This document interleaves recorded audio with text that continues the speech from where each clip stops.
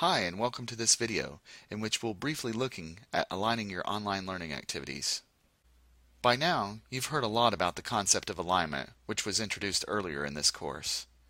Effective learning activities are aligned with the stated learning objectives.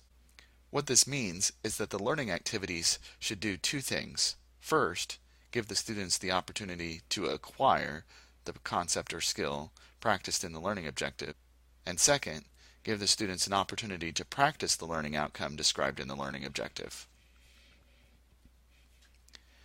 Let's consider an example of aligning a learning activity with a stated learning objective. We'll use this learning objective taken from a basic biology course.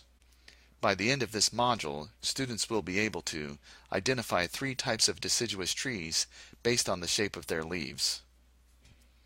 As you would expect, a learning activity that is well aligned with this objective would involve helping the students to first learn how to identify types of deciduous trees, and second, provide an opportunity for them to practice identifying types of trees.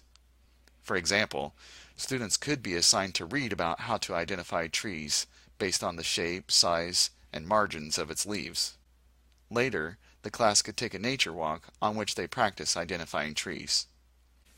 In short, if the learning activities are aligned with the learning objectives, the students should be able to successfully do the stated learning outcome after they have completed the learning activity. This concludes this brief look at aligning your learning activities.